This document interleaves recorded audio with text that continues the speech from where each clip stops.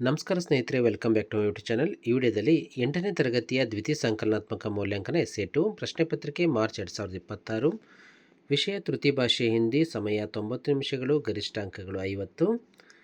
Main question number 1, निम्नलिखित प्रश्नों के लिए चार चार विकल्प सुझाए गए हैं, उनमें से सर्वाधिक उचित विकल्प चुनकर उसके संकेताक्षर सहित पूर्ण रूप में से लिखिए.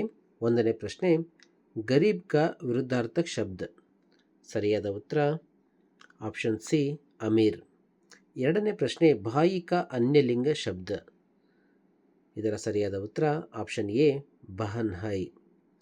ಮೂರನೇ ಪ್ರಶ್ನೆ, ರೋಟಿ का ಅನ್ಯವಚನ ರೂಪ್.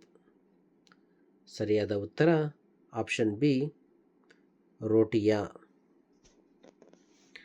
ನಾಲ್ಕನೇ ಪ್ರಶ್ನೆ, ಚಲನ का ಪ್ರಥಮ ಪ್ರೇರಣಾರ್ಥಕ ಕ್ರಿಯಾರೂಪ ಹೈ. ಇದರ ಸರಿಯಾದ ಉತ್ತರ ಆಪ್ಷನ್ ಸಿ ಚಲಾನ ಹೈ. ನೆಕ್ಸ್ಟ್ ಐದನೇ ಪ್ರಶ್ನೆ, ಉಲ್ಲು ಬನಾನ ಮುಹಾವರೆ का ಅರ್ಥ ಹೈ. ಇದರ ಸರಿಯಾದ ಉತ್ತರ ಆಪ್ಷನ್ ಡಿ ಮೂರ್ಖ ಬನಾನ ಹೈ.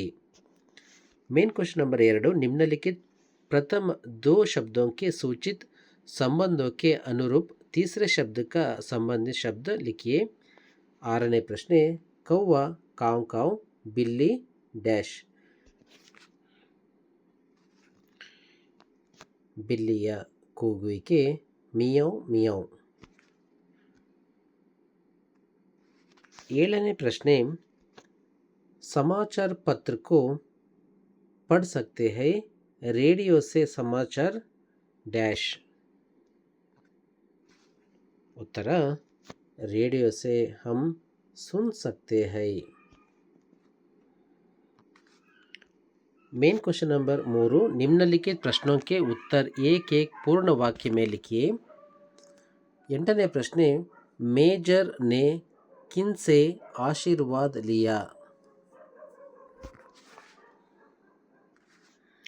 ಸರಿಯಾದ ಉತ್ತರ ನೋಡೋದಾದರೆ, ಮೇಜರ್ ने अपनी माता से आशीर्वाद लिया. ಒಂಬತ್ತನೇ ಪ್ರಶ್ನೆ, प्रार्थना पद्य के अनुसार कैसी बातों को बिसराना चाहिए.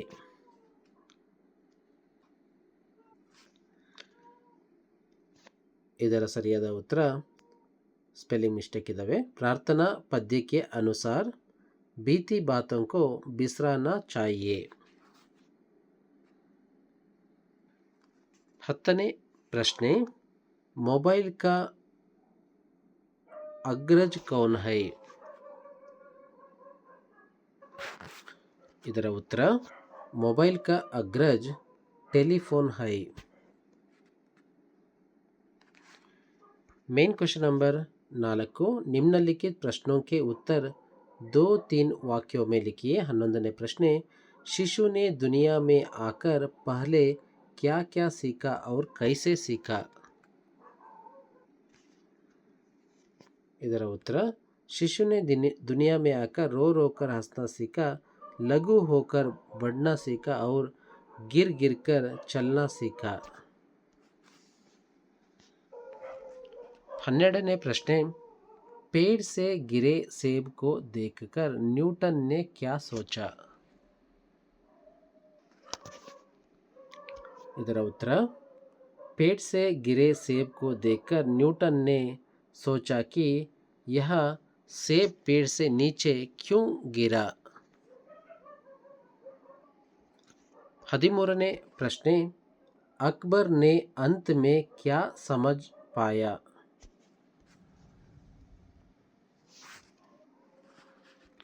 उत्तर, अंत में अकबर समझ पाया कि बीरबल को उल्लू बनाना आसान नहीं है.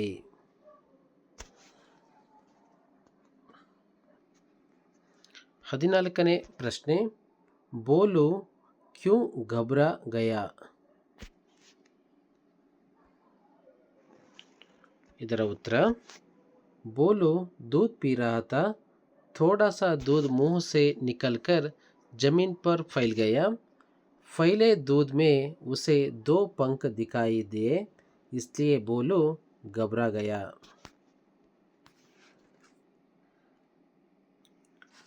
15ನೇ ಪ್ರಶ್ನೆ, दूरदर्शन क्या क्या प्रसार करता है?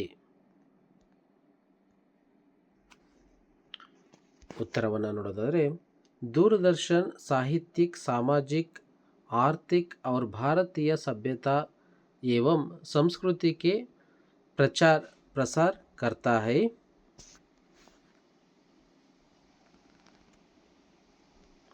15ನೇ ಪ್ರಶ್ನೆಯಲ್ಲಿರ್ತಕ್ಕಂಥ ಮತ್ತೊಂದು ಪ್ರಶ್ನೆ, रक्षा बंधन का मतलब क्या है?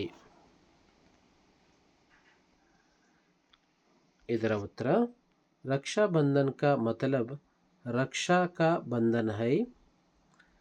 रक्षा बंधन दो आत्माओं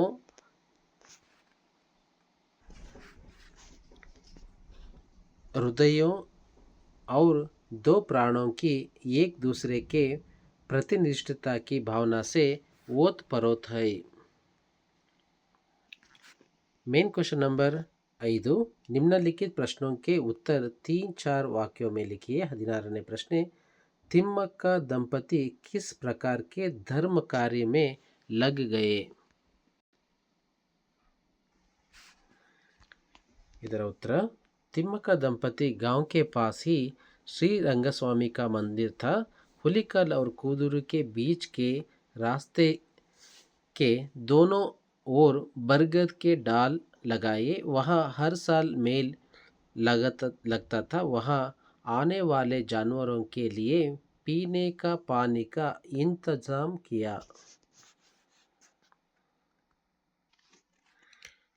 17ನೇ ಪ್ರಶ್ನೆ, बादल कैसे बनता है? उत्तर, समुद्र, झील, तालाब और नदियों का पानी सूरज की गर्मी से बाष्प बनकर ऊपर उड़ता है। इस बाष्प से बादल बनते हैं। 18ನೇ ಪ್ರಶ್ನೆ, निम्नलिखित दोहे का भावार्थ अपने शब्दों में लिखिए। ಇಲ್ಲಿ ಪದ್ಯವನ್ನು ಕೊಡಲಾಗಿದೆ, ಇದರ ಪದ್ಯದ ಭಾವಾರ್ಥವನ್ನು ಬರೆಯಬೇಕು। ಐಸಿ ಬಾನಿ ಬೋಲಿಯೇ मन का आपा खोई, औरन का शीतल करई, आपहो शीतल होई।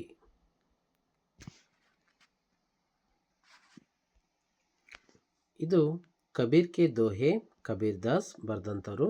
हमें दूसरों के साथ अहंकार विहीन बातें करना चाहिए और प्रिय लगने वाली तथा अच्छी बातें करना चाहिए।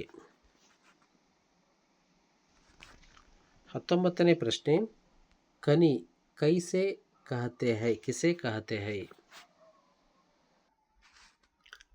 ಇದರ ಉತ್ತರವನ್ನು ನೋಡಿದರೆ, अक्षता, नया वस्त्र, तांबूल, पत्थर, सुपारी, दर्पण, फूल, सिक्का आदि समृद्धि के सूचक पदार्थों के खांसे के बर्तन में रखा जाते हैं, इसे कनी कहते हैं।